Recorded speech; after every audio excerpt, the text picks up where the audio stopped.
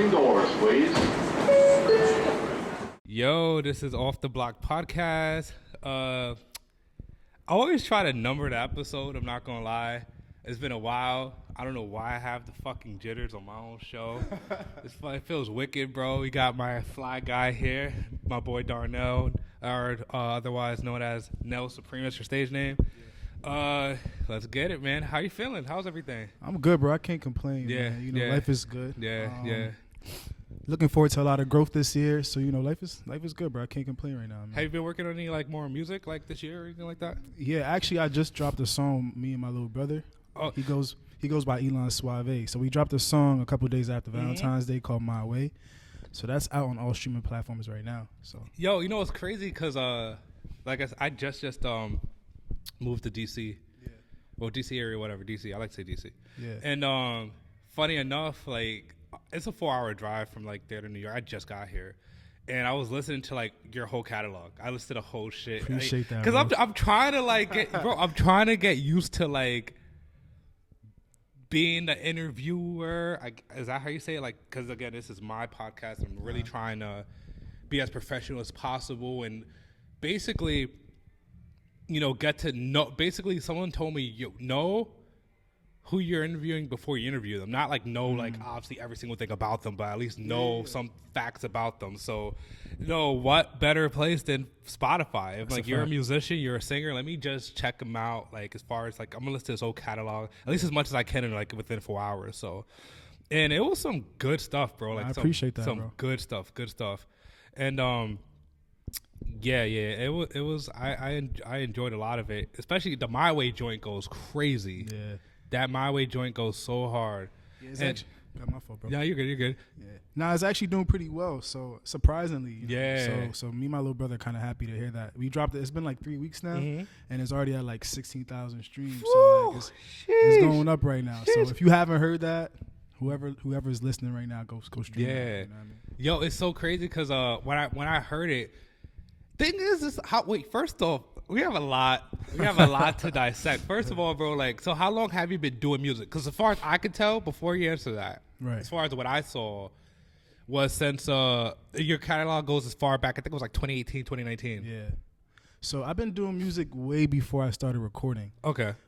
So I was raised in the church. My mom made sure I went to church every single Sunday, bro. So naturally I kind of gravitated towards singing, playing the keyboards, playing the drums. Yeah. And then I was a part of the choir. Yeah.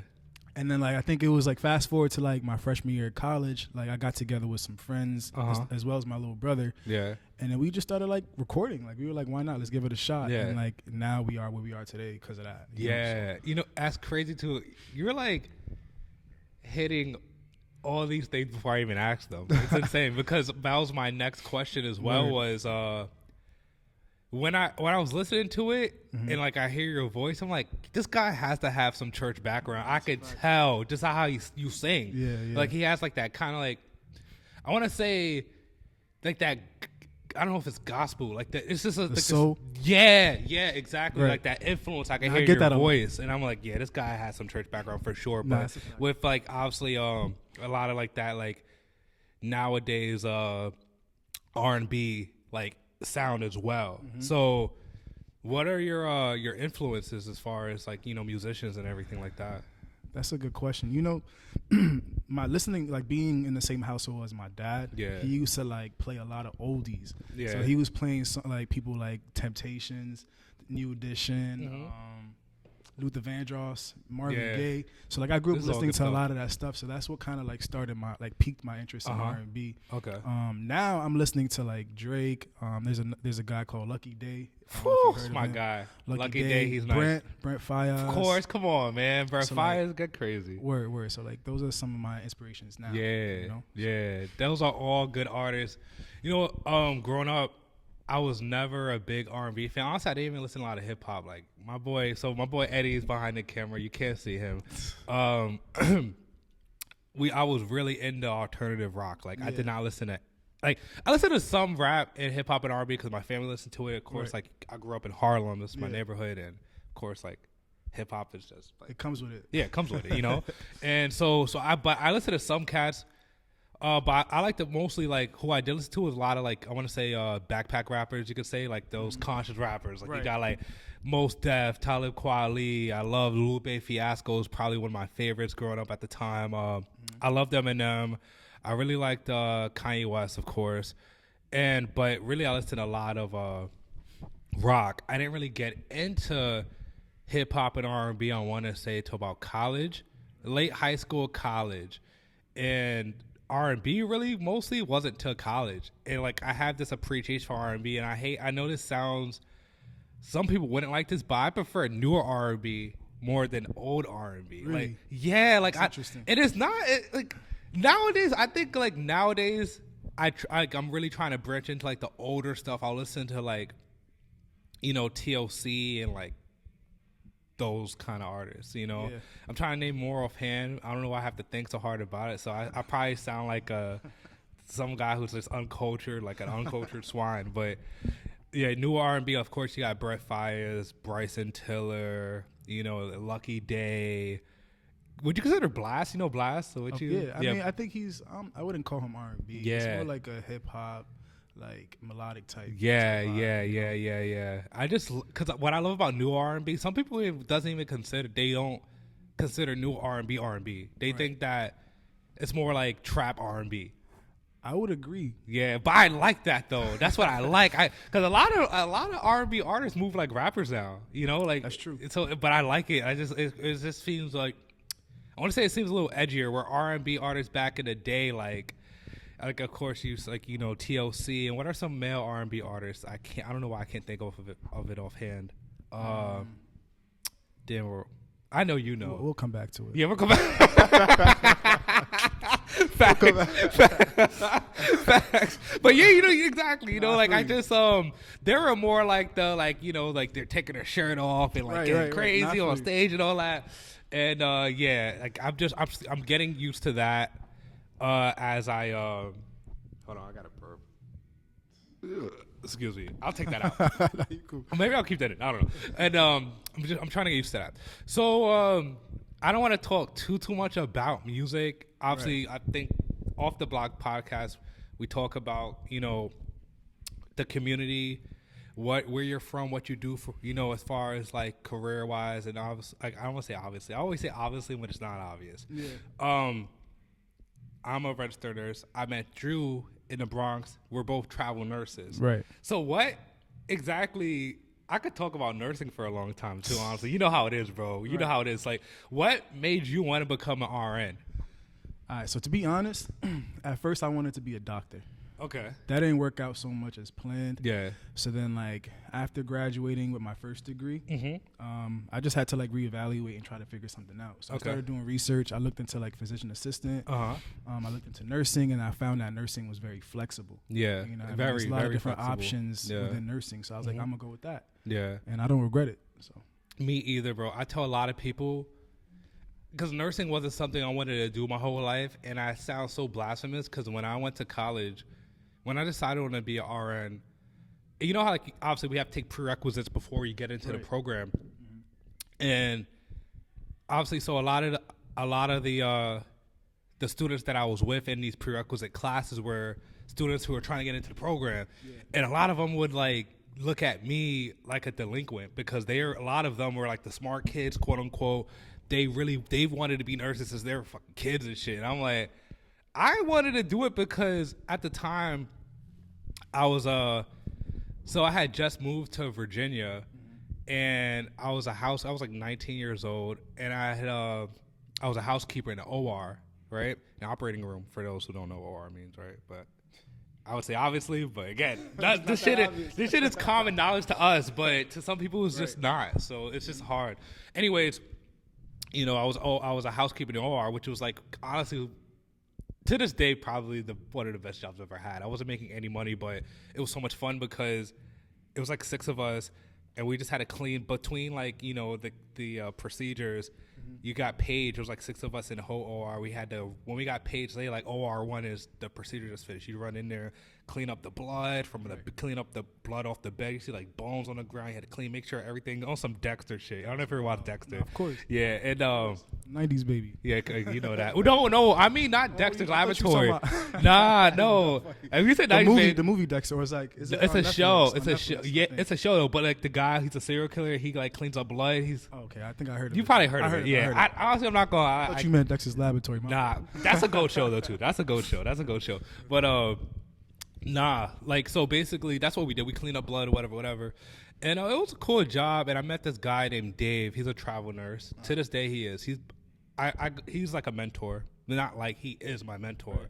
He at the time I didn't know how to drive. 'Cause I was fresh off New York City, and when I finally. I remember I was going to quit my job because my friend at the time who was giving me a ride to work, he was about to switch to night shift. So I'm like, man, I have nobody to drive me to work. So I'm like, I might as well just quit. And he offered to basically drive me to work, or pick me up from my crib and drive me to work. And then after work, he'd teach me how to drive. And I remember at the time, like, he was just talking about what he did and, like, the money he was making. And obviously, I'm not going to put, like, our business out there, but as a travel RN, it's really trendy now, especially after COVID. Like, you're going to make a significant amount more money than you would be working as a staff nurse, just because, you know, the need for nurses, and then they don't pay you benefits because you get paid through the company, blah, blah. There's a lot of politics involved, but, you know, it's definitely good money. So he was telling me about that, and he signed his contract, go wherever you want. They'll give you stipends for a place to stay, whatever. I'm like, yeah, that's the coolest shit ever. And honestly, for me, I just thought that I was really big into music, so I used to play guitar as well. Oh, lit. And so in my eyes, I'm like, okay, so nurses work 3/12s, so I could work 3 days a week, and 4 days after that, I could just go do music. So I could go wherever I want. That was like that was my thought process too. Yeah, exactly. It was like a gateway. You know what I mean? And the rest is history, obviously. You know, so it's just funny. I don't want to say it's funny, but when I got to nursing school, so many people were like so serious about it. I'm like, damn, like, I mean, I was serious too. Don't get me wrong. I'm not gonna act like, oh, like I was just like chilling. Like, I was stressed in nursing school, but I didn't think it was my calling, but I do enjoy some of it. You know how, bro, you know how it is. You know, especially what nursing has become. Not that we've been in the game that long, but as far as whatever Florence Nightingale, who's like, those who don't know, the OG nurse that we all learn about, apparently. So Florence Nightingale would be, hope I'm not speaking out of term, the person who is like the OG nurse, who is like that what you think a nurse is, and like as far as being holistic and like caring and goes above and beyond for their patient and like blah blah blah. Like, that's like the ideal nurse that we're all supposed to be, right? And I said, we're not perfect, but I think with all the politics that are involved in nursing and in healthcare nowadays, it's almost, I won't say it's impossible. Nah, fuck, it's impossible to like be that, you know? It just is. But I don't know how I got on the all. Like, I think I went on a tangent, but yeah. So I mean, so you said like you saw that as far as music goes as well. Like, nursing has an opportunity to kind of branch out with music as well. Right. Like, as far as networking and, you know, meeting other artists and things of that nature. I just thought that, you know, that was my thought process as well. So yeah. So are you say you're cooking up, you're still doing music, like as of right now, working on some stuff? Yeah, facts. To add to what you just said before we move on, like you're just working less. You know what I mean? You don't have to work a full like 5-day shift like week that like most people do. I couldn't do it nowadays. So it allows more time for like creativity and stuff like that. So I was able to dedicate more time to music, you know, and treat that like a full-time job as well, because I don't want to like put so much energy into somebody else's dream and not my own. Exactly. So that was the main selling point for me getting into nursing, just having more time. Yeah. Feel me? But what was the next question you said? So I don't remember what I was about to ask you. I just thought of another question that you said. You had just said something now. I forgot what I was going to say. Yeah, no, that's cool. But no, you're totally right, honestly. Like, you got to like really that's the beauty of it. Now I remember what I was going to say. The beauty of it is just being able to really, like, you work 3 days, which 12-hour shifts, people act like, I don't say people act like, because if you're not used to working 12-hour shifts, I'm burping like crazy, bro. I'm sorry, guys. If you're not used to 12-hour shifts, you're basically just, you think it's the longest thing ever, you know, but after we do it so much, it almost feels like it goes mad fast. It does. You know, but then it's like you have 4 days to do whatever you want. For me, it's more difficult now, so I have a kid. So it's like, oh, okay, now I really have not a lot of time. Most days that I'm off of work, I have my son when he's 2. And 2-year-olds are nuts. But I'm just saying, it's like, it's still pretty nice to be able to have that time dedicated to you. And I've been on hiatus with the podcast for a while, just moving from New York and coming to, you know, DC and really getting used to that city and just adjusting with co-parenting with my son's mom and all that. It's been difficult, I'm not gonna lie. So, but I'm like, I had a conversation with my sister literally like a few days ago, and we were just talking about, you know, pursuing dreams and things of that nature. And she's like, yo, like, what's good with that podcast you were doing? I'm like, I don't know. At first, because I was going to come to, like, kind of, like, just to hang out and really just record. Yeah. And I'm like, I might as well just hit some people up and record. But then I was, like, kind of, like, losing confidence, you know, in it. I don't know why. I was just, like, not depressed. I wasn't depressed by any means, but I was just like, man, I'm not worried about it. I don't even know if it would go anywhere because, you know, podcasting is, like, being a singer or a rapper, it's like such an oversaturated market. Right. They talk about most people, everybody has a podcast now, especially like they said, I think, what did somebody say? It was mad funny. They were like, the government, I saw me, had me crying. They were like, the government are responsible for throwing 3 things into like the black community. They said, drugs, guns, and microphones for black men to start podcasts. I was crying. I'm like, yo, because everybody started a podcast. That was insane.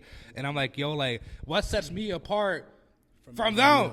Yeah. You know what I mean? And I'm like, not a lot. But then I'm like, people are like, okay, but you do a podcast outside, which is like, it's called off the block. You're off the block with it. Yeah. We're not off the block right now because I don't know when it's going to drop. But at this moment, it's March. It's freezing outside. It's cloudy. Nobody wants to be outside. So there you go. So we inside with it. We inside in the block with it. But, you know, I just realized I just had to, like, start tapping in. I'm like, okay, bet. Like, you know what? I'm going to just, like, I got to start sacrificing more. I got to go harder. Yeah. So I'm just going to, like, pay for, like, a studio to rent. You know, I'll do whatever. I'll, you know, hit up some people that I know. 'Cause I know so many people in New York who, like, do amazing things like yourself. I got other friends who do crazy stuff. And I'm like, I got to just, like, tap in with my, like, community more and see where it goes because you never know. Plus, I love talking, you know. Yeah. So, back to nursing, though. As far as traveling, where have you been, like, as far as, like, your travel? I haven't really been anywhere outside the state yet. Okay. I've just been doing mainly local travel nursing. Okay, yeah. But I do have a couple places on my list. I definitely want to hit up Hawaii. I want to hit up Cali. So, yeah, but mainly local travel for now. Okay. You know, because... Yeah. I mean, like, when the time comes, I'll get to it. Honestly, that's where I'm at. Yeah. I don't really, like... since I've been doing travel, I haven't branched out super far. Like, I've only branched out to, all right, so I'll ask how many assignments you've had. For me, I've been doing it since February of 2021. Yeah. And so far, I've been to, let's say, I had just moved back to New York City in 2020, and I got my assignment in February 2021. It was Rochester, New York, and then I was in the Bronx for, like, a year. Then obviously where we met, Bronx Care. Shout out to Bronx Care. And then after that, went to Connecticut. I was in Yale, New Haven for like a few months. Went back to the Bronx for like a couple more months, and then got an assignment in Virginia for like a few months. And now I'm actually doing an assignment in DC. Oh, that's lit. Yeah, and it's actually it's very reminiscent of the Bronx. This hospital, it's like in the trenches. I'm not gonna lie, like, but it's like, yo, we get crazy shit like gunshot wounds, like all type, like. People were warning me about the population. You're like, oh, like the population is crazy. I'm like, bro, I worked in the Bronx for like a year. Like, if you right, know what, you know what you had to deal with, like crackheads, all this type of shit, bro. Like, I'm like, people like run, like leaving AMA. If you don't know what AMA means, basically against medical advice. Right. So they would elope. Elope means they don't tell anybody they're leaving. If you leave AMA, you sign a paper saying, okay, I understand the risk, but I want to go. If you elope, you basically just like. Basically run away without anybody knowing, like, and we had a lot of patients do that. Like, it's to the point you didn't get stressed. And I remember in the Bronx, the protocol. How many patients have you had a patient elope in the Bronx while you're out there? Have I? Yeah, actually, I have. Bro, I had 100 of them do it, and it's like the protocol. I had like 1 or 2. Bro, the protocol disappear. insane, bro. They would just disappear, but nobody would see it. Like I know we had like a meeting one morning, bro, and I was crying, son, with Miss Gibbs. You remember shout out Miss Gibbs, and it was like a morning huddle. So in the morning, just to let you guys know, nurses usually have huddle like right before shift change, where we talk about, you know, what's going on in the unit, what to watch out for, how many patients had fell. Usually, if patient falls in the hospital, it's never good, so they try to avoid that. And they basically were talking. She was talking about like a patient, like basically the one-to-ones. Basically, a one-to-one is basically a person. Say it could be a sitter, like it could be anybody, a nurse or a CNA, whoever. That's job is to sit there and, you know, watch the patient, make sure nothing happens to them, because you might have a patient with suicidal risk. You don't want them to, you know, do the you know what, and just make sure they're not hurting themselves in any way. You got to make sure you just watch, make sure you don't run away, nothing. So basically, the job can get boring because you're just sitting there, and sometimes like I've done it before, so I feel them. You get tired, you might doze off, especially if it's night shift. So, but she said that like she was pissed off because she was like, "Oh, a patient." Had basically, it wasn't on our unit. I don't know, somewhere. So I think it was another unit. And I guess a CNA was doing a one-to-one, and the patient literally like snuck out because the one-to-one fell asleep. She fell asleep, so like the patient ran out. I was crying, bro. I wasn't laughing out loud, but I was like trying my hardest not to laugh. I'm like, when they're like on some 007 shit. You like, feel them though. Yeah, you feel them because yeah. like, I don't know, the one-to-ones be boring. It'd be boring, you bro. Just sit there. You just sit there for however long. Just I know. And some people might think, yo, what's easy money, just sitting there making bread. I'm like, yeah, but bro, the time goes mad slow. You're doing 12 hours just sitting there, bro. Right. Your phone's dying. Like after a while, like you get tired, especially if you work in night shift. I don't know how they do it. Yeah. But yeah. So working in DC is just like it's the trenches. You know, it's basically the same thing. But now, like, excuse me, we're getting like gunshot wounds, stab wounds. I had a patient like that sounds like a dope experience though. Yeah, bro. it's crazy, bro. Like, you know, and it's like definitely the patients are more acute. I feel like I have to explain the lingo. So when you have a patient that's more acute, that's basically saying a patient who's like acute. How we describe the word acute? It basically means when it kind of like it just happened, right? Yeah. So like they're just recently sick. Yeah. Some patients that go in the hospital, they're coming in for chronic issues like chronic kidney disease. I know that's self-explanatory. Like they've had kidney disease for a long time, right? So they're just nothing new. You have a patient come in for like a myocardial infarction, which means they just had a heart attack. That's more acute. So you have to make sure they do a bunch of tests, put them on a telemetry monitor to watch their heart rhythm. Like you got to pay attention to them. So like in the Bronx, the patients that we had were more like chronic, not as acute. Whereas in DC, it's the trenches, but now these patients are more acute. Like these patients just got stabbed, right, or like they just got shot. You know, it's insane. They're a lot more critical. Yeah, so you got to really pay attention. So I like it just because I feel like I have to test my mettle as far as like my knowledge of like, okay, what to look out for. Mm-hmm. I kind of like that feeling of being a little nervous. You know what I mean? Where in the Bronx it was like, I kind of you got redundant. Exactly. Which like I did enjoy it honestly, just for the staff. Made so many friends. Obviously, I met you. Yeah. Shout out to all my other buddies there, and it was a lot. It was a lot of fun. You know. Do you think you would ever switch specialties? We work so. Before you answer that, we work med surg. We do basically the bedside nursing. I don't know how else to explain it. You have like 5-6 patients, hopefully, because like we get 100 sometimes. Is the nursing. Yeah. Nursing is fucked up, bro. Like it's messed up. We like you can get a ton of patients and nobody bats an eye as long as like they have staff to like, you know, even though it's not safe because you can't take care of like 10, 6, 7 people. It's just not safe. But certain states have certain laws where you're not allowed to have more blah blah blah. Like such as California, you know, they have like a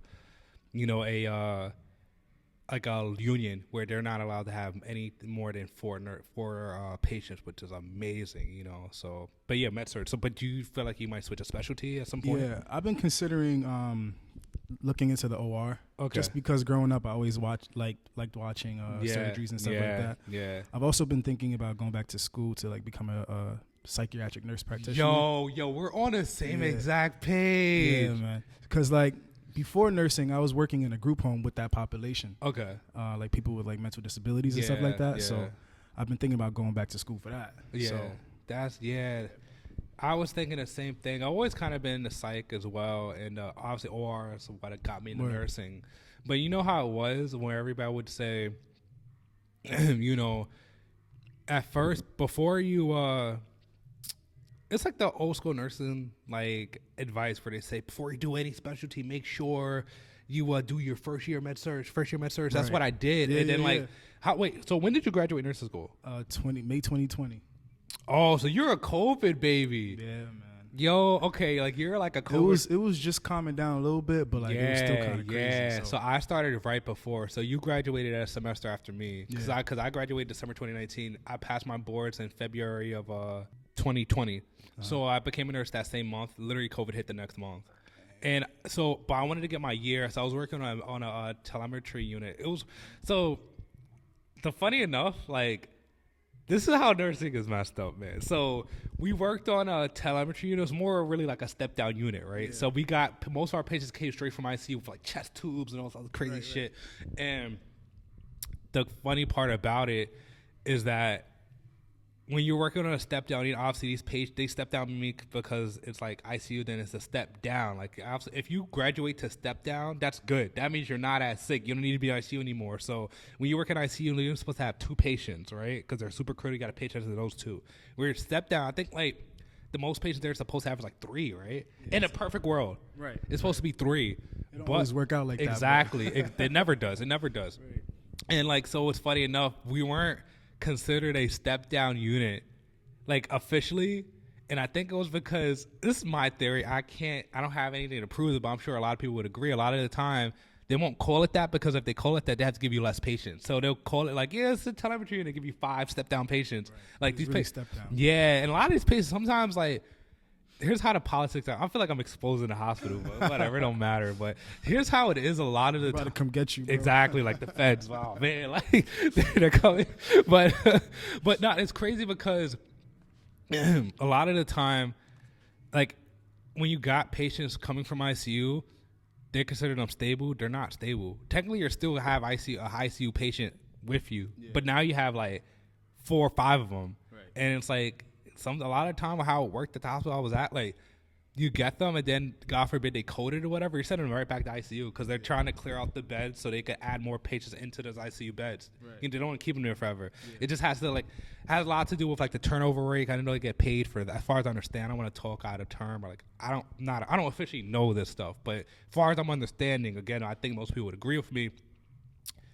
Hospitals get paid based off the turnover rate. Like they don't want to keep them too long because they want to bag them, ship them, get a new person in. Then it's politics with insurance, and they're like, okay, insurance only lets them stay for a few days, blah, blah, blah. They're basically more or less what I'm trying to say is they're trying to get them out of there as quick as possible to replace them with somebody else. So they might send a patient who's not as sick, but still really sick that needs to be paid attention to. Like, okay, he's fine. And then like, they guess, you know, worse, and they send them back. It's crazy.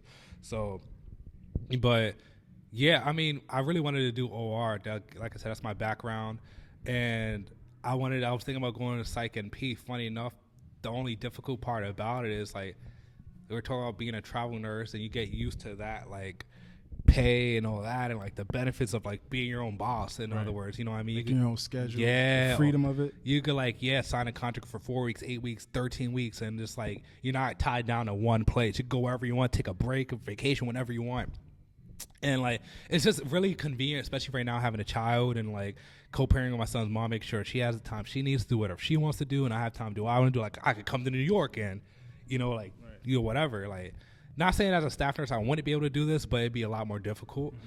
You know, I'd have a lot less like autonomy, right? And I'd have to take a step back from all of this to work as like staff nurse and OR. Then like I could go back to travel, but I have to do travel, you have to at least have like a minimum a year experience. Right. So you're in orientation for like 6 months in the OR. Then you have to do like, I'd have to probably do another year to get that experience up, then do travel. And then I'm like, or if I do school, that's like another like 3-4 years, you know? I'm like, and I'll be on top of working. It's only 3 days a week, but with a child it'd be difficult. Yeah. So, but yeah, it's funny. Like I said, we're on the same page with that because I'm just not sure. I've been having like these crossroads of what I want to do with my career. And I don't know. Everybody says, "Oh, you're young, bro. Just enjoy life. It'll just kind of come to you." I figure, okay, like let me just do like something that, like a hobby, see where it goes. Like you was like, I don't want to say music is a hobby for you. I'm sure you take it way more seriously than that, you know. But for me, like podcasting is just something where I'm really into music, but I'm not like I used to call myself a musician. I wouldn't go as far as to say that I am anymore, just because I haven't played guitar since like college, because I've been so focused. I was like, I had to put that down. I never picked it back up. But I'm a huge like music head, not even just hip hop rap, but like I said, alternative everything. I'm like fiending. I listen to albums. Like to me, it's funny. That's why I love podcasting, because like to me, music is like a job to me. Like I feel like Stephen A. Smith as far as like music goes. I treat it like that. I do my research on everybody. I'm like, if they drop an album, I think it's my job to listen to it. You know what I mean? If SZA drops a new album, I love SZA, but she drops a new album, I'm listening to it. If you got Travis Scott drops a new album, I'm listening to it, just so I could be part of the conversation and like have that barbershop talks with people, know what I'm talking about. You should probably tie that into your podcast, bro. That's the plans. That's why I'm like really.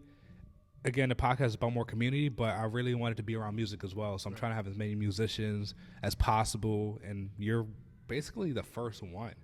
Camillera, he does more poetry, which is it's rap in a sense. It's funny because I played ball with him in high school. I think I told you. Yeah, he's on the same basketball team. Yeah, it's insane. Small world. He told me too. He was like, "Yo, this is a small world." I'm like, "Yo, how do you guys even know each other?" You said basketball. That's crazy. And Camillera really was about that life, bro. Yeah.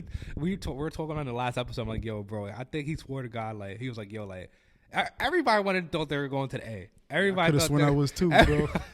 Everybody that moms the high school when I was too. They're like, "Yeah, I'm going to the A. It's over with." Like, I mean, like, you know, everybody thought there was Cole. Everybody thought there was whoever. But you know, like, you know, things happen, whatever. And I'm trying to make it more music based or whatever. I want to have chefs on here, whatever. Like, I have a lot of see the vision, bro. I have a lot of ideas, bro, and I'm like, I don't know where I'm gonna take it, but you know.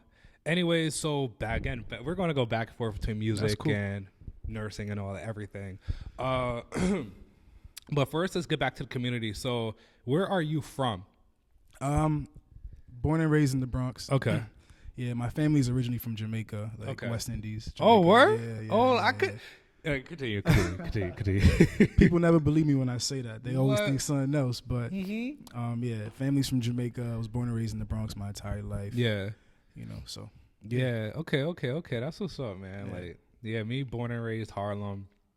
For most of my life, after high school, moved to West Virginia for a little bit. Then lived in Virginia for a little bit. Moved back to New York. Now DC. So you know, and it's just but I miss New York, man. Like it's nothing like it. As soon as I cross that bridge and I'm here, I'm like, bro, like why am I not? I wish here? I could take New York with me somewhere else. Yes. Oh my God, bro. The worst part about DC is how everything closes mad early, bro. Like everything closes like 9 o'clock. I'm like, what the hell? So if I want to go on a date or do anything like that, I gotta freaking check the like. You gotta get her by 5 o'clock. Bro. Yeah, bro. So it's ass because like when we get off nursing, we get off work at like 7:30. Really like after report 8 o'clock sometimes. I'm like, I can't really book a reservation because they're gonna be right. They close at 9. You ever like?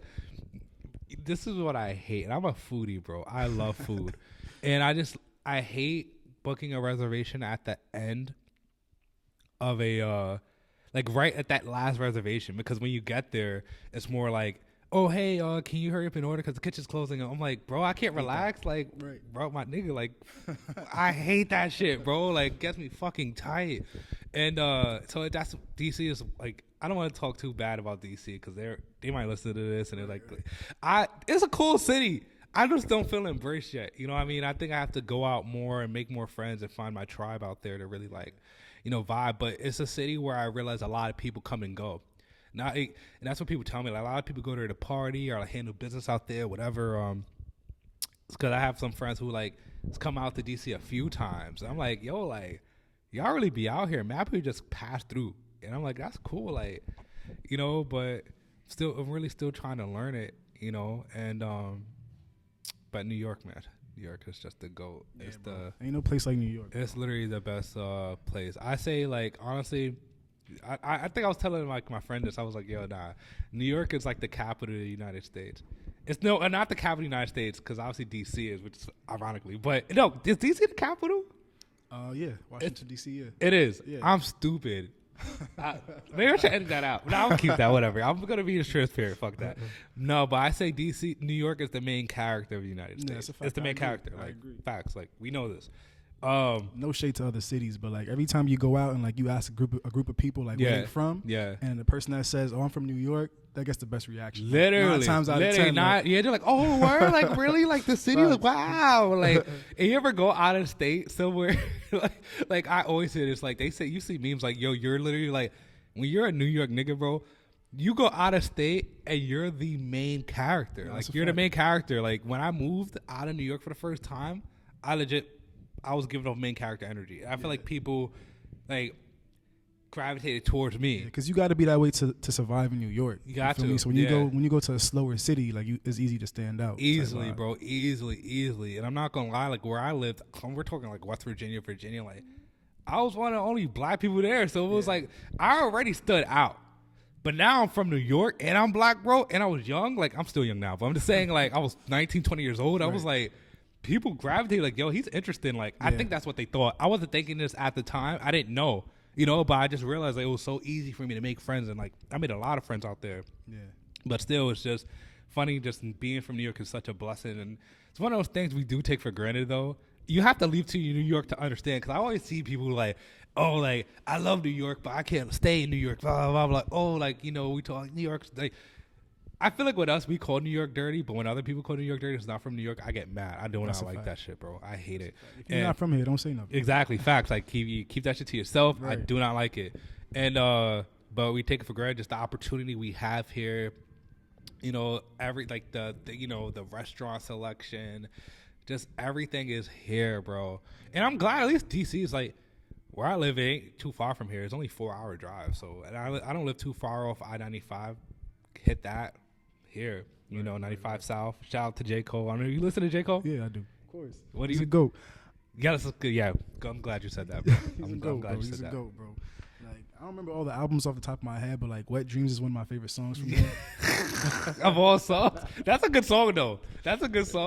Everybody loves that song. The storytelling in that song was dope. Like, I love storytelling. Yeah, me too. And I think it was a very like vulnerable, transparent song. You never heard some shit like that with somebody talking about how they lost their virginity, and I'm like, that's funny, because it's like it's very human and like something that we all went through at some point. Mad relatable. Yeah, mad relatable, and I'm like, that's funny that he really made a song about them. When I heard it, I'm like, wait, what is this? But yeah, J. Cole's the GOAT. I'm actually going to go see him. I'm going to Dreamville Fest. You know what Dreamville Fest is? I've heard of it. I've never been though. Bro, oh my God, I'm super excited. So it's a fest. The Dreamville obviously is, for those who don't know, because again, I'm saying obvious again, and I don't know who's listening. So Dreamville Fest Dreamville is basically J. Cole's record label that he started way back in like 2011, 2012, but it started to get big around like 2016. Started to get big just because he started to sign more people, and so he started a festival called Dreamville Fest in North Carolina because Cole's from there, where it's literally like Rolling Loud, where he has people headlining and people performing. Yo, I'm burping like crazy, son.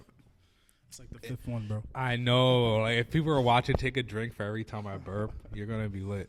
And so I was just so I went to go see SZA in DC recently, and I woke up in the morning. I checked my phone, regular day. Check my phone, you're on the gram, like, all right, let me check my DMs. Let me see what's going on, what's the vibes is. And I'm like scrolling. I see J. Cole never posts, but he posts. He's like, yo, like Dreamville Fest lineup. See y'all there. I'm like, okay, cool, like whatever. Who's headlining for Usher? That's an R&B artist. Dude, you forgot to mention. How we forget Usher, bro? I'm gonna get butchered. But anyways, so Usher's headlining the first day. He got I think City Girls, a few other people. I'm like, all right, everybody sound cool. Little Durk, cool. I fuck with Durk heavy. And the second day, headlining is J. Cole. Obviously, it's his festival, and Drake. They're co-headlining. I'm like, yo, that'll never happen again. We will never see J. Cole and Drake perform together ever again in life, bro. I'm like, I have to go. So I hit up a bunch of my friends, like, yo, are we doing this? Like, we're doing this. So it's a group of us going to Dreamville Fest, and I'm just super, super excited about it, man. Like, Whew, That's tough, bro. Yo, bro, I've seen J. Cole at least like this is gonna be like my 4th time seeing him live, like, which is gonna lead me to my next question. Word. Performing. Like, have you done shows in the past, or when? Yeah, actually, I have. I've done a couple shows. So I performed at a spot in the city called the Delancey. Have you heard of it? Yeah, Delancey. Obviously, it's off Delancey Street, I'm assuming. Yeah, it's around there.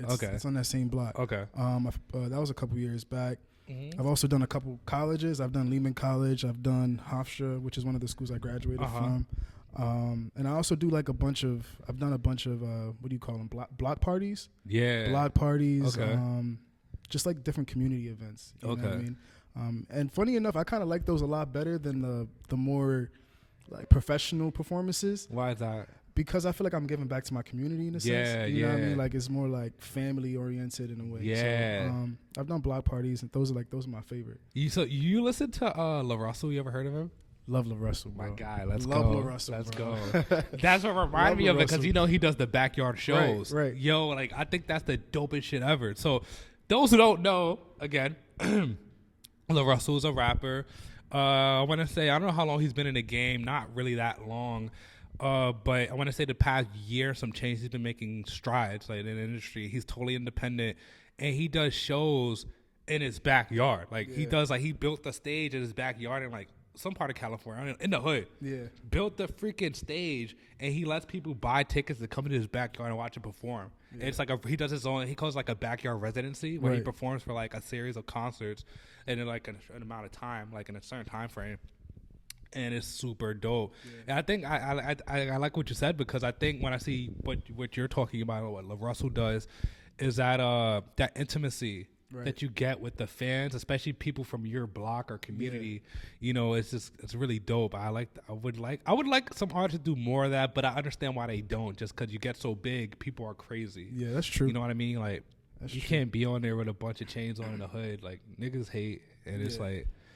You know, I understand. Yeah, I like what he's doing. He basically, like, he has that intimacy, like, with his fans, and I think that a lot of artists just can't do that nowadays. Because, again, well, not that they can't, but I think you get to a point as an artist where you just can't do it anymore. You know what I mean? I just think it's super dope. So I do like the fact that you brought up the whole block party stuff. You go with your community, and just like, because at the end of the day, music is such a crazy freaking thing. Like, because it gets to a point, a lot of the time where I would look at artists, I don't know if you ever, how close you pay attention to like your stats or like who's listening to you from where. Yeah. It's crazy. So how, like, because what I'm about to say is like basically a lot of the time, your hometown, which is, I don't know where it stems from, but it seems like a lot of artists that I see, their hometown doesn't support them as much as other towns. Yeah, it's other crazy. Yeah, other countries, like, which is kind of dope. And I always tell people and some artists, like, yo, pay attention to like where your fan base comes from, because you can really set up a tour that way. Mm-hmm. If you say like you're from New York, and you have a lot of fans in like California or like, you know, like in Las Vegas, Nevada, or something like that, like, you could like do a West Coast tour real quick, you know what I mean? Like, do shows out there, you know, kind of cater to those fans, you know what I mean? Yeah. Like, pay attention to where your listeners are located and just do shows there and like kind of like grow with them.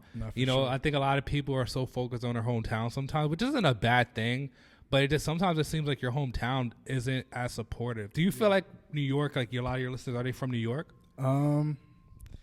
Not really. Where are they from? There's a decent amount from New York. Don't get me wrong. Yeah. But then I found like a bunch of different countries, like Germany, some places in Africa, like a bunch of different places. Yeah. Like, you know what I mean? Like, that you wouldn't expect. That's crazy. So you're basically like a local international artist. Yeah, bro. It's something.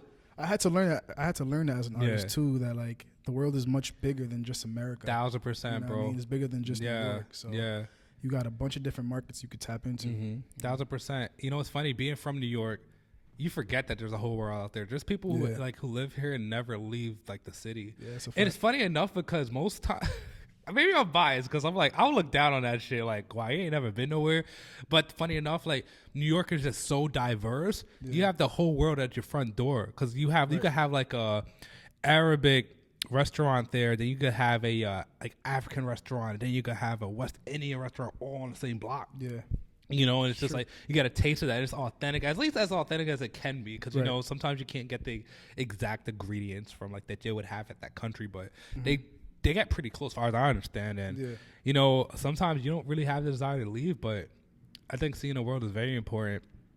And last year I was doing a lot of traveling, and I just realized, like, my friend, she always told me, like, she travels a lot, and she would talk about how, you know, how big the world is, and how, like, just like, you know, you're more appreciative of what you have here, because when you go to these third world countries, they have way less than you, but they appreciate it for what they have. And I'm like, it wasn't until I started traveling, I'm like, yo, like, we're really blessed. You know what I mean? Like, just being able to just, we work 3 days a week, bro. You know what I mean? We have the freedom to do whatever we want, go wherever we want. We live in America. We do have the freedom, at least as much freedom as, like, I won't get into it, but, like, you know what I mean? Like, we have that freedom, thank God, to, like, do what we want to do for the most part.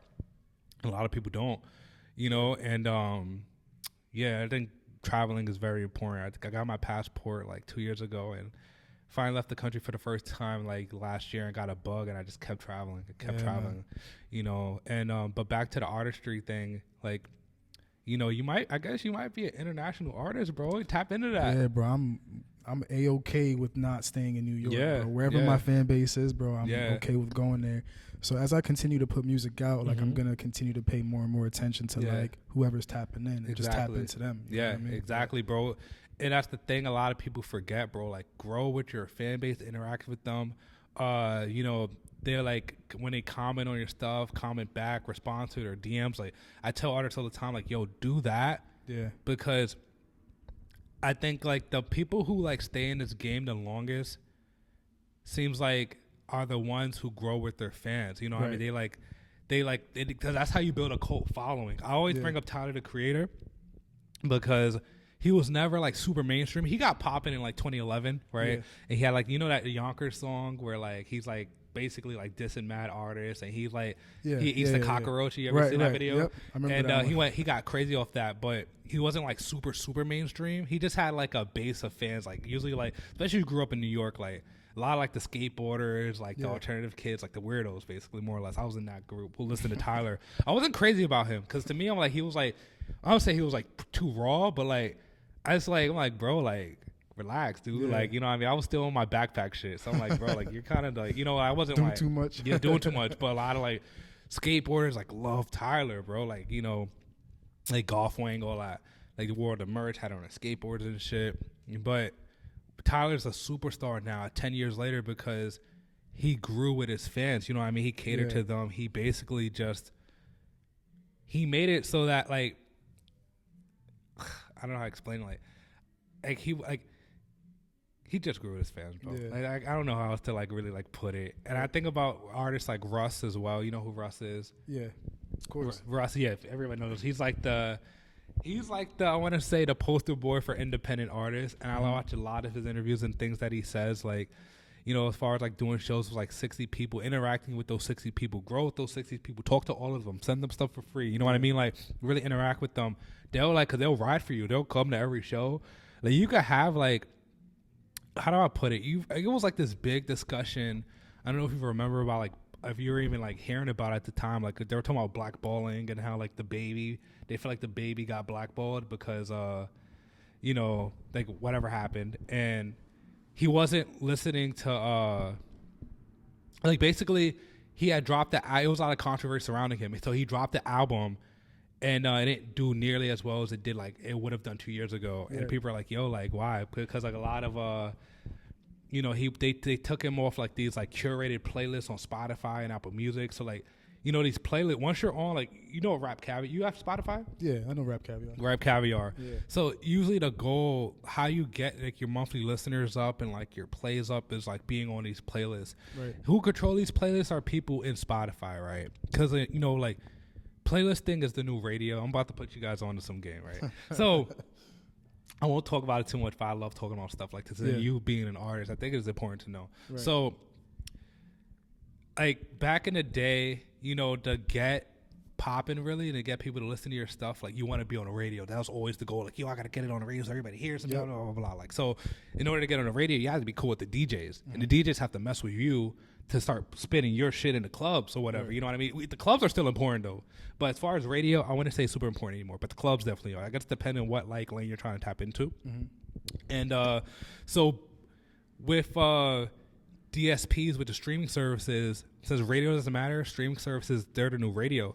So basically what, like, if you have these people at Spotify who they make the playlist, say Rap Caviar is the biggest playlist in like streaming right now, is Rap Caviar. That's like the streaming, like that's like the playlist you want to be on, because like once you're on Rap Caviar, you're guaranteed mad streams, bro. People are gonna listen to you, right? And the hotter the song is, the longer the song is hot, the longer you're on Rap Caviar. So if you look at the playlist, as far as I'm understanding, if you go to the playlist right now on your phone, and it's like, if you look at it from top to bottom, it's basically like a ranking to see how hot your song is. So if your song almost at the bottom of Rap Caviar, it's about to be off that shit after. It's not as hot, but still like you're guaranteed mad plays, right? And so the goal is to be on these platforms. So basically, since they called the baby blackballed because they took him off of because of the controversy behind him. A lot of streamers took him off the playlist, so now he's not getting streams, which his sales are going down. But Russ was like, yo, bro, if you're not blackballed, because if you had real fans, quote unquote, you wouldn't. You tell them you're dropping music, they're gonna go find it no matter what, because it's still on streaming. It's just not on playlists. You know, so, and that's what I mean, like.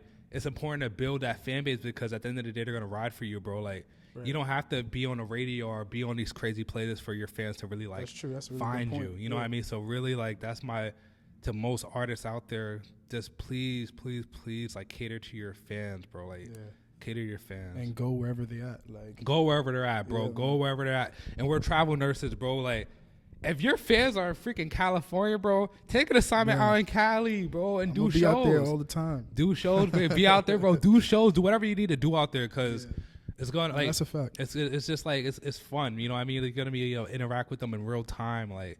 I don't know, like it's again, you could do those shows where, like, whether it's like 30 people there, if they all fuck with you, bro, like, stick to that. And for sure. Yeah, for sure. So what are your plans for, like, the future as far as musically? Well, actually, I guess, what's your goal as far as, like, being an artist? Like, obviously you want to break out and be, like, an artist, like, as far as, like, touring. You want to, be in the game. Right. You know what I mean? But what's, like, do you have, like, a goal? Do you want to be, like, a mega star, or, like? Honestly, that used to be my goal a while back, becoming a megastar, but I really don't care about that anymore. I just really want to touch as many people as I can. I'm glad you feel said me? that. A lot of my songs are kind of like uplifting and motivating. Like for example, there's a song that I released, I think it was like a year or two ago. It's called "You Are Beautiful." And it's just like reminding you that you're beautiful just the way you are type vibe. You know what I mean? Like, just being uplifting. You know what I mean? Because there's already enough negativity out there. So as many people as I could reach, that's my goal. You know what I mean? That's dope. That's dope. Honestly, again, like. It's not always about being a megastar, bro. And like the terms of being a successful artist, people think being successful means being mainstream. There's some artists out there who you never even heard of, bro. Don't get radio play, but they're making a living off the music. No, that's you know what I mean? They're literally making a living off it. Like they can actually, like, go and do shows. They own all their shit. They sell their own merch because they're fans. Like, again, they have a fan base who buy this stuff, who goes to the shows, who listens to music. And have you ever heard of Ryan Leslie? Nah, who is that? He's like this R&B artist. Like, he produces a lot of his own stuff. Like, he's not very mainstream. But he has his fan base, and he just be going. He tours, and he's doing his thing. He's making a good living. You know what I mean? Dope. So I love that stuff. That's ultimately the goal for me too. Like, I don't really care for, like, to be mainstream. Bro. Like, there's a lot that comes with that stuff too. Anyway, exactly. Like, people in your business and all that stuff. You know, like, who wants that? You know, I think my goal is to again, this podcast. I want to interview as many upcoming artists as I can. Like, I want to be the guy that people come to. Like, if you're doing a press run for as far as a, let's say you're doing a press run for, like, you just dropped the album or you just dropped the single, trying to get it hot. People listen to people think, okay, I need to go to see Eli off the block. and like, you know, do an interview, because I know like just to put the word out, because he's like the voice of like independent, like upcoming artists. Like I want to be one of those guys. Dope. You know what I mean? So that's why you're one of the first people here. I'm glad you're here. Cause I really want to, you know, I really want to see you win, and I want to see you shine. That, like, bro. you know, I feel the same way for you, man. Bro. Your music is actually good. Like, I don't want to put anybody down, right? Because a lot, again, it's one of those music, you know, art, especially being a rapper or a singer, like it's an oversaturated market. Everybody's trying to do it. Not everybody's good. You know what I mean? Like, and I don't really want to interview somebody who I don't believe in their music. I'm not going to lie. Like, if I don't believe in it, 9 times out of 10, I'm not going to be that pressed to interview you. You know what I mean?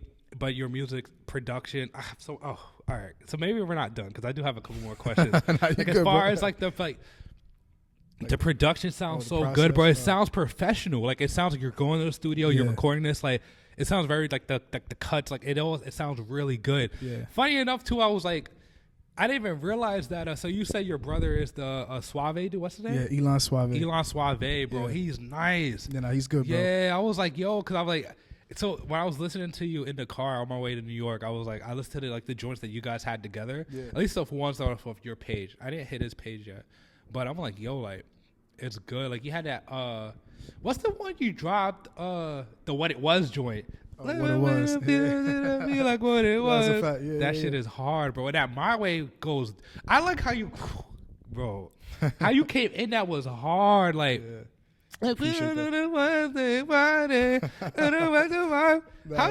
How did that, like, what's your again, I have a few more questions now. Nah, you cool. So what's your process in the studio? Like, what's overall, like, how do you record? Like, do you come in with your, obviously you have the song already ready to go, you don't want to waste time. Like, how do you, give me your process in the studio? So in the studio, first I got to start with my inspiration. Okay. So I'm obviously pulling from like however I feel in that moment. Yeah. Sometimes I'm pulling from how I feel right then and there, or like previous, like past experiences. Sometimes I'm pulling from like other people's experiences, like writing from their perspective. You know, but like for the studio itself, bro, I just throw on a beat that matches however I'm feeling, bro, and I just start mumbling, bro. I start mumbling, like, and then later on I put the lyrics towards the mumble, like, because you find like the flow. Yeah, once I got the melodies and stuff going, then I put the words to it afterwards. Yeah. But it just starts from like however I'm feeling. Then I find a beat that matches that. That sounds a lot of fun. Yeah, bro. That's dope. It's a fun process. It's supposed to be fun. You know, are you like, so when you like record, are you like more like a one take Jake? Like, you like, okay, I can get this like verse in like one take, or do you punch in? Do R&B artists punch in? Do y'all punch in? Yeah, I punch in. Okay, it don't sound like it though. That's how you know you got a good ass engineer, because like you know how to like. It's like. You're not supposed to know you punch in. But. Nah, for the most part, I try to get like a fluid take. Okay. But there's times like whenever it fits. Yeah. You know what I mean? Like, there's certain times that the punching don't fit. You gotta just get it like on one straight take. Gotcha. Okay. But for the most part, you know what I mean, wherever I see fit, I punch in. Yeah. I feel like it'd be harder for a singer to punch in, because like you can't like. Say you're trying to carry like a cadence or like a note. Right. You can't punch in and like get that exact same. So yeah, like you say, you have to like really like do that one. You might this one part straight through. Right. Whereas artists, I don't want to say all. Let's say like, especially nowadays, because a lot of like, they call it mumble rap. I don't like to call it that. Like, as far as like some rappers, like the flows change. So like they might say. Yeah.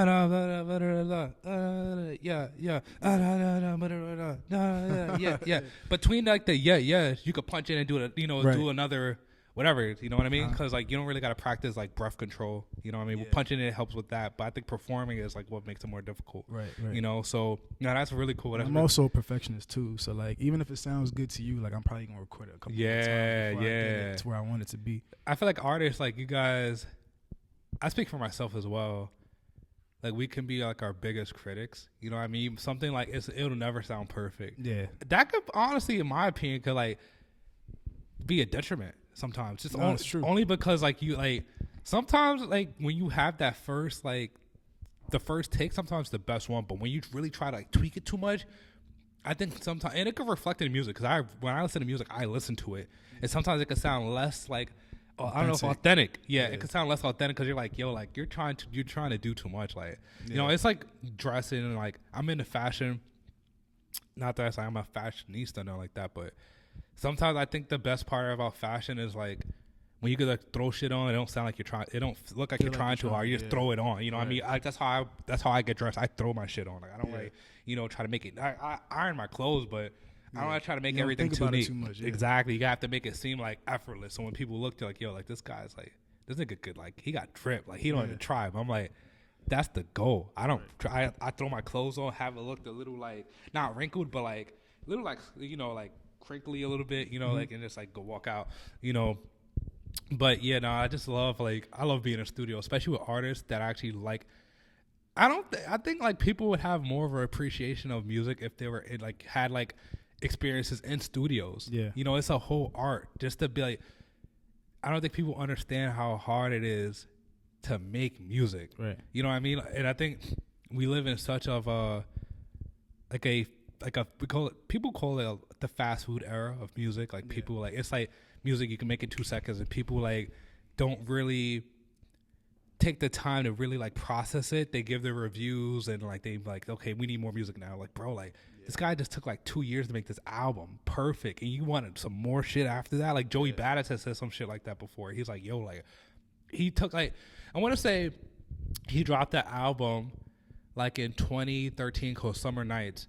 And then he didn't drop again in 2016, but he took mad long to do his not mad long, 3 years, but he really put everything in this album. You could just hear it, and then people were like, "Yo, you need more stuff." And he's like, "Yo, bro," he got mad. He posted on Twitter "Yo, how I can't please y'all. I just went hard." And then he took a long ass break after that.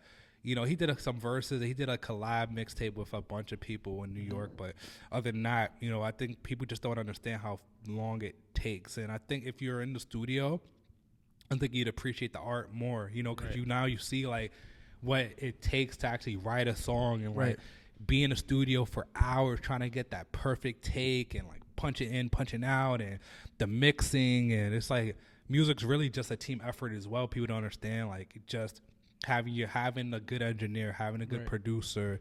Who produces your music? Do you have one person that you stick to for a producer? I have one primary producer. Okay. His name is, let me shout him out. His name is Caleb. Shout out Caleb. You can find him on Instagram at K Live Music. So that's KAYLIV Music. Yeah. So he normally does all my music. I've been with him producing music for mad long now, for at least the last 6-7 years. Yeah. So that's my producer. Yeah, he's nice. I could tell because he sounds professional. I'm again, that My Way joint, bro. I love the production on that. Please, you guys listen to the song, man. Did y'all do a video for that? You gonna do a video? Nah, we haven't done a video. Nah, not an official video. Yeah, you gotta do a video. I know a lot of people do to promote songs. People will still do Triller and all that, little shorts where because that it helps bring it up. Because a lot of people, sometimes people don't want to watch music videos, but I think music videos is a maybe not right now at the level that you're as far as an artist. Right. Not that you're at a low level or anything like me, as far as I think when you get big, I think videos become more important. You know, because now people want to see that. Exactly. But, plus that honestly, I think videos is a thing is not only is it it's a bigger thing, but it's more expensive too. Now exactly. I was gonna say that too. When I just started off, I wanted a video for every single one of my songs that I put out. It's not realistic though. But as an independent artist, music is expensive. Yeah, bro. It's expensive. So now our strategy is we put the music out, we promote it, and whichever songs get the best feedback. You know what I mean? Then we take it a step further and start considering do a video. Videos and all that. So for My Way, for example, like I said, it's been 3 weeks and it's at 16,000 streams. So crazy. That's just on Spotify. Yeah. So crazy. I mean, we might consider putting a video to that now. I think that'd be dope. Yeah, I could definitely see a video for that joint, bro. That's again, people don't understand. Music is an expensive hobby, bro. No, you're paying for studio time. You're paying to producer. You're paying to do a video. All these things that happen. Even at home, you might want to. Some people record at home. You gotta buy a MacBook or whatever computer that could mics and all that. It's a lot that goes into it that people don't understand. For sure. I would definitely encourage artists to invest in their own whatever way they can minimize their expenses. Yeah. For me, one way that I minimize my expenses is we made our own home studio. Dope. So we don't gotta pay for going to a studio $50 an hour, $60 an hour. It gets pricey. You know what I mean? So it adds up. Yeah, it gets pricey. And then I can't speak for artists, but it seems sometimes you might not have the money, so you could book like a 2-hour studio session, which to me, in my opinion, like it's not a long time. Like that's actually not. Because you know, like you might, you're rushing. Yeah. Some people want to like. You might have some artists might have the idea to knock out. Like, I only got 2 hours in the studio. Right. I want to knock out like 4 songs. Right. It's impossible. You know, it depends on what kind of music you're doing, like how good you want it to be. Mm-hmm. And it's like you might be rushing, and it's not going to sound like how it's supposed to sound. Right. So I think you need to take your time with it and everything. So, you know, no, it's important. Like I think that's dope. Especially I want to say nowadays people are doing a lot of stuff at home. People are learning how to do things on their own. We live in an era now where we could do so much on our own podcasting. You know, like I rented out this studio, which wasn't that much in Brooklyn, and I'm using my own equipment. Like I bought mics. I have like an audio condenser. I have a tripod. Right. I'm recording with an iPhone. You know, like it's like stuff that we have, and it's not like super expensive. You know, and it goes a long way. Because at first when I started podcasting, I was thinking like. I was not thinking like this at all. I was like, okay, I have to like pay to add a studio to have to pay for the mics and the equipment and the TV and all this stuff. I'm like, it was getting expensive, and like how can I do this on my own? Once I figured that out, that's how Off the Block got started. I'm like, oh, I could do this outside. Right. I named it Off the Block, not with the idea of to do it outside, but once like I had the equipment, the portable equipment, like, yo, I could really do it off the block. That's gonna separate me from everybody else. Yep. Not that, but there's people who do podcasts outside too. I'm not gonna act like I'm like the pioneer for this shit, but like people do it. But you know, I just thought that it's definitely gonna be something different. A lot of people was like doing it in the studio or whatever. But like, I just can't wait for it to get warmer out. That way we be really outside with it, bro. Like that's it. Because I like I love Camillero's interview because we were really able to like sit outside. You saw people walking past. I remember my boy Faisal. Shout out Faisal. He sat by he was, you know, recording like how Eddie is now, like behind the camera, like directing traffic, and actually wanted people to walk past a little bit just because it gave it that authentic, like you're really in there. We're in the middle of Harlem, you know. I think when we were going to record the last time, it didn't happen, obviously, like, you know, reasons or whatever. Yeah.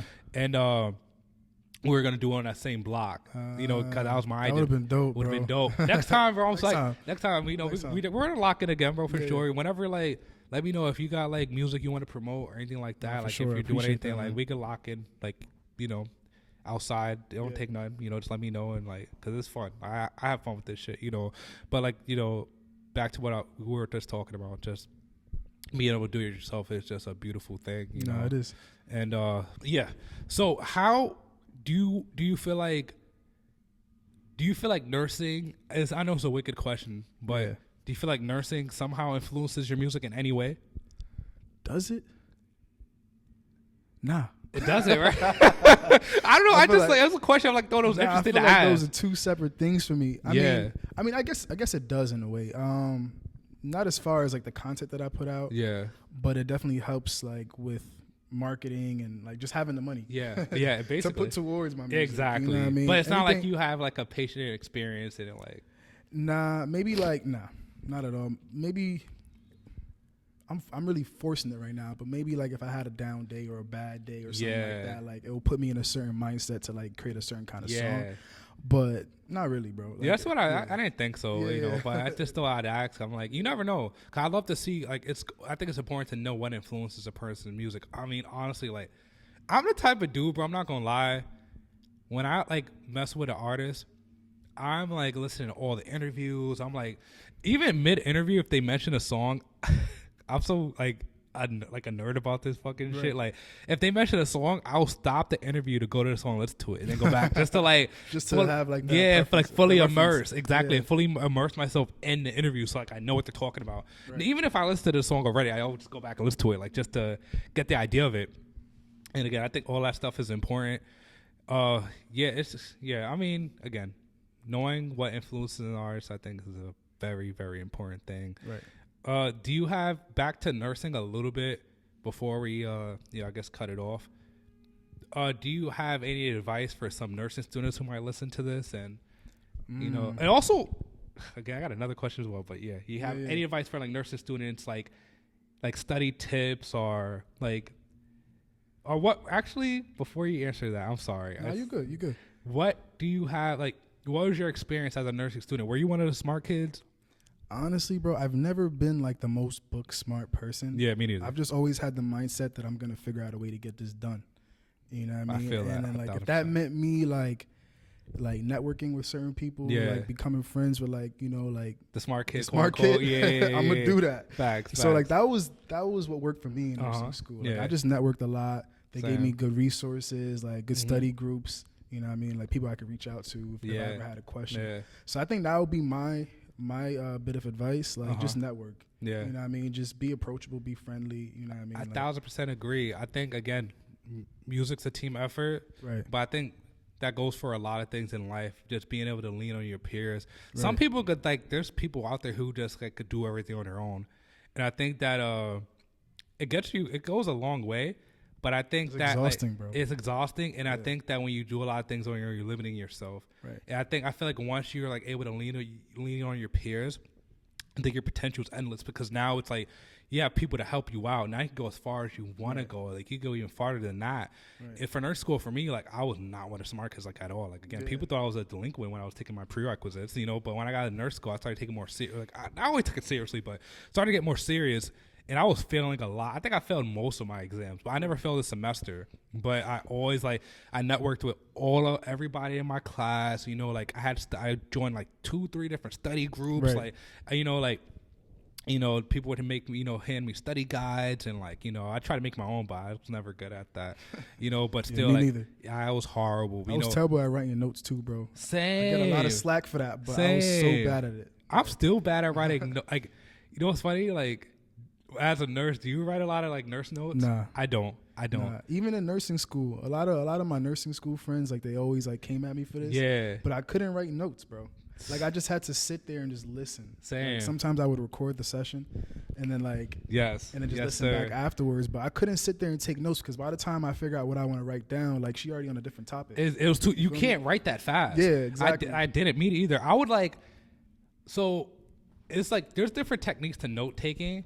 So I remember my professor, her name was Dr. Rainey, and what she taught me, she was my med-surg and pharmacology professor. Because there's a technique to note taking. I forgot what I forgot what this technique was called. It was named off of somebody.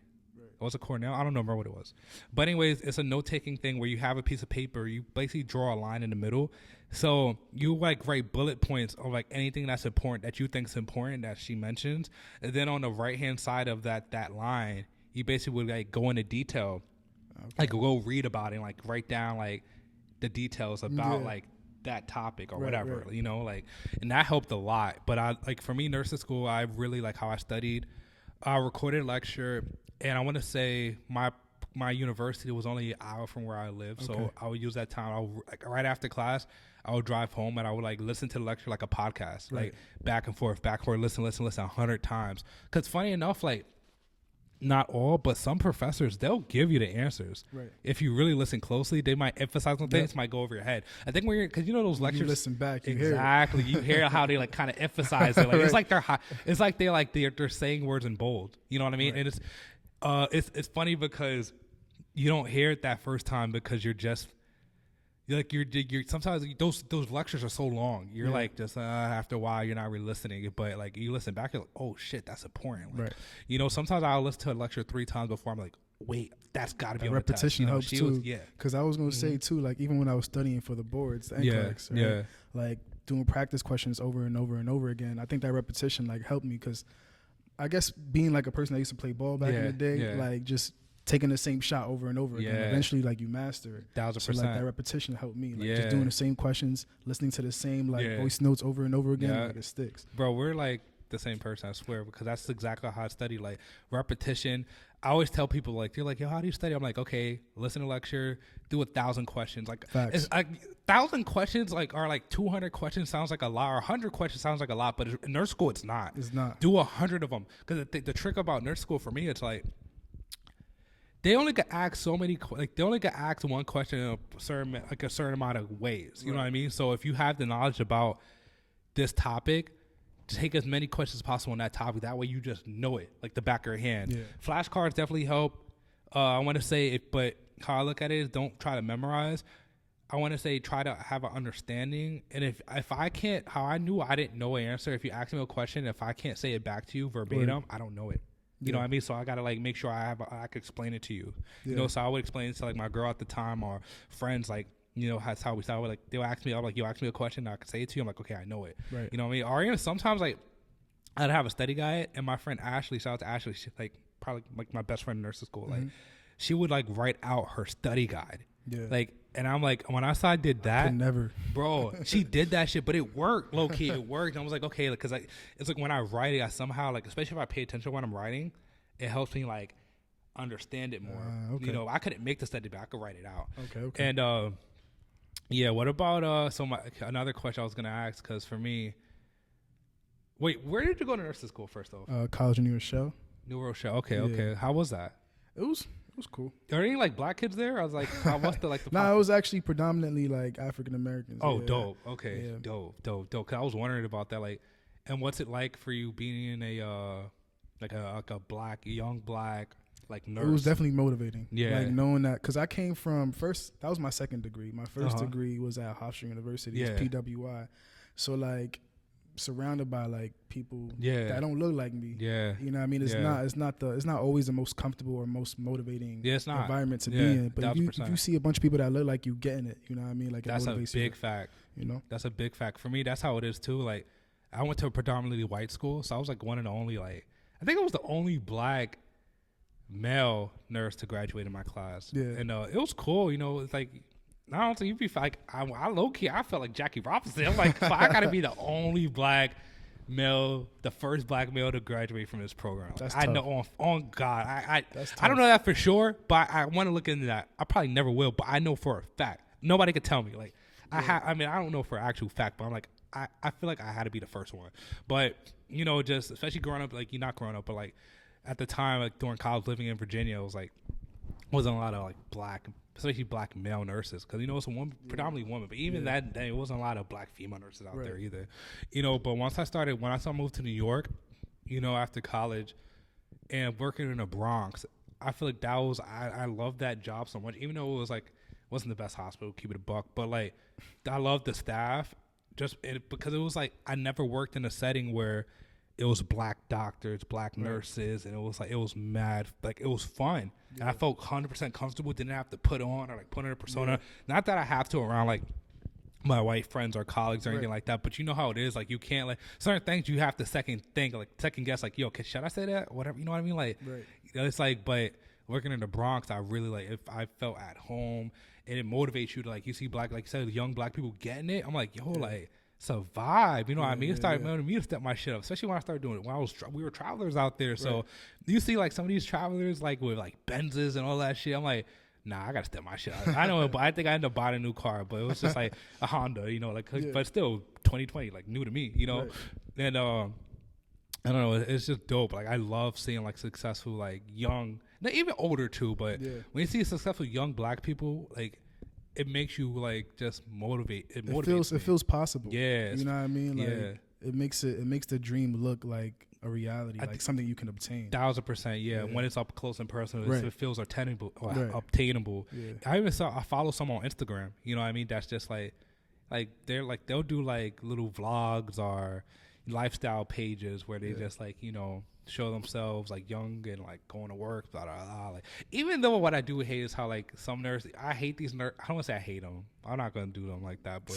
But the nurses on Instagram who like make nursing look aesthetically pleasing, they'll have like the clean scrubs and like the nice little notebook. I'm like, bro, nursing is dirty, bro. Like, I mean, not dirty, but like it's gross, bro. I got piss on my shoes the other day. Like, you know what I mean? Like, that shit is like, it's not like it's like, I'm like. But that's Instagram, bro. Exactly. That's social media. Exactly. Like, put on, make it look bro. like that. Like, why are y'all like, I always tell my friends, like, yo, they be like glamorizing this shit. Like, I mean, it's cool. You know, I don't know what hospital they be working at. Like, I feel like most hospitals I've worked at have not been like the nicest. I probably worked in one, like, if I could call it officially, like a nice hospital. When I worked in Yale, New Haven, Connecticut. Okay. That hospital, bro, like, super nice, fancy, but you know, there's a lot of rich folk out there, but like it was mad nice, bro. Like they had a freaking like the freaking like cafeteria area, they had a freaking fountain, bro. Like a fountain, this big ass fountain where they had like somebody playing piano, like classical piano during like lunch. It was crazy. I'm like, never see that in the Bronx at all, bro. What the hell? know, bro. Like they fuck up your order and shit. Like that's how it was out there, bro. But shout out to the Bronx, man. Like to this day, I think to me, my favorite. Cause I know what's funny. They floated you, right? They did. They made you float. They made me float. Did you sign up for that? Nah. Actually, no. Initially, I did. My agency told me that I was gonna be floating to different floors, and then when I came, I'm not gonna say no names, but the manager on the floor, that trained me, she was like, "Oh, you're supposed to be on this floor, like no other floor." I'm like, and then she was asking for my schedule, telling me I had to work every other weekend. Yeah, I'm like, the whole point of me being a travel nurse is so I can make my own schedule. Yeah, exactly. My agency was per diem. Yeah, so I was like, no, I'm not having. Yeah, I'm not so with that. I changed it to float, so she couldn't tell me nothing. Yeah. That's so. Wait, when you're float, because I mean, like, even when I was working on that unit, like. When I did float, when I was working, like, we still made our own schedule, but we still had to work weekends. You didn't have to. Did you do work every other weekend? Or? My agency was per diem. They said, so you work whenever. Whenever. But she was trying to, like, change it. You have to put me on this agency after this, bro. That's crazy. Nah. I got you, bro. Yeah, that's lit. I'm not sure if they changed the rules for, like, new nurses that they hired, but at least when I signed up, it was, like, whenever. I feel like I'm doing, like... Excuse me. I feel like I'm doing travel nursing wrong sometimes. Because I see some travelers who are, like, really getting it. Not even just financially, but, like... Because I'm doing pretty well, honestly, for myself, thank God. But I'm like, yo, like, some travel nurses are really getting it. I'm like, yo, how the fuck are y'all doing this? I'm like, what agencies y'all work for? Like, I'll see some shit on Instagram. I don't know if they be lying, but I'm like... Some people I'll talk to, I'm like, yo, like... They're like, okay, like, where you working? What company for? How much money you... Blah, blah, blah. I'm like... this, that, and the third. They're like, wow. Like, they're like, yo, you could be doing this. I'm like, how? Some travelers I know are driving, like, Benzes and all that shit. I'm like, yo, like, granted, I do have a lot of expenses, but still, I'm just like, like, they're getting to it. And I'm just like, how, like, are you guys, like... able to do it? Yeah, but there's ways, man. That's what I love about our career. When you find out, put me on, bro, because I'm doing my research, too. Bro, every day. Bro, have you looked into owning your own travel agency? It's funny. My man is Michael. Shout out to bro. He was talking about that like a long time ago. I have to reach back out to him. He just had a child. He was kind of like, he talked to me about this like years ago. Like, I know people who do that and like they make bang. Yeah, I've been hearing some crazy numbers. I'm not sure if I believe them or not. If anybody who's listening knows for sure. Please let us know. Like $17,000 a month owning your agency. What, bro? I don't know how legit it is, bro. But that's crazy. If that's the case, bro, like, we doing it wrong. That's what I'm saying, bro. Like, I heard like some recruiters are making crazy money. Like some travel nurse recruiters are making more than a travel nurse. If you're able to, if you're able to like pay your nurses that much, like, you must be banking. Exactly. So that's why I'm like, I don't know how they're doing it, but I don't know. It's like, and we have a lot to figure out, bro. Because I'm like, yo, we gotta. But that's what I love about our career, bro. Like, there's so many ways to get to it. And I'm like, I tell people, like, I'll get nurses doing this. They're like, I'm like, yo, I'll tell them, like, I keep it a buck, bro. Again, I wasn't, you say you weren't one of, like, the book smart kids, whatever. Nah. I was not at all, bro. But I'm, like, telling them, like, yo, like, if I can do it, you can do it. And speaking from somebody who's on the other side, bro, like, this shit is 1,000% worth it. Like, I feel like, like, I'm glad that we did it. We knocked it out when we were young. Right. We're still young, but younger. Right. Because, like, you're setting yourself up for, like, I won't say for life, but, like, now you have that, like, you'll always have a job. Right. You can do whatever the fuck you want now. But, like, it's really nice that to have that just, like, that, what's the word, that foundation. Yeah, and it's also recession proof, too. Yeah, like, people always going to be sick. Exactly. That's job security. Sadly. Yeah, unfortunately. Unfortunately, but unfortunately, it's still, bro. It's a part of life. Exactly, exactly. It's like truck drivers, the world, like trades. It's like, it's a really dope, like, careers because, like, people are always going to need supplies, whatever.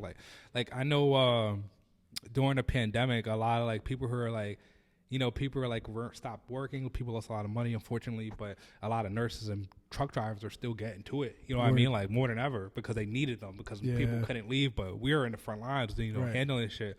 So, shout out to, like trades and all that, like it's a fact. College isn't like the only thing to be definitely successful, not, bro. It's definitely not. So I think that, this is very important, like. You just need a plan. Once you have a plan, just execute it. That's all. That's it, bro. Yeah. Plan, execute. Once I met my mentor, Dave, the travel nurse I was telling you about, like, once he told me what to do, my eyes lit up. I was 20 years old. I was like, my eyes lit up. I'm like, wait, so all I got to do is basically just find a nursing school, that has find a college that has a nursing program, pass the classes that they require for me to apply, get in, pass it, like, you know, for 2 years, finish that, and then I could get a job, work a job for a year, become a travel nurse and do what you do. That's it. It sounds like a lot, but it's really simple. Even though like it's easier said than done. Like it's mad hard. Like nurse school is fucking hard. Like I'm not gonna cap. Excuse me. That's another verb. I don't know what's going on. But I'm just saying, like, I think that it's just such like an amazing career, bro, and it's possible. I don't say anybody could do it, but I think if you put your mind to it and you're dedicated, anybody you can do it, you know. But all right, bro. So you got anything you wanna get off your chest in like 3 minutes? Not really. Shout out your Instagram. I'm gonna put it on the video too, but you know. Cool. Yeah, shout out my Instagram. So you could follow me on Instagram at Nellz Supreme. That's Nellz Supreme. Mm-hmm. That's across all platforms. You can find me on YouTube as well. Just type in the same thing. I'm on all streaming platforms. Mm-hmm. So again, we just dropped My Way. Goes crazy. Also on all streaming platforms. So go get that if you haven't gotten it yet. Yeah. Go check it out. Yeah, go. My Way, dope.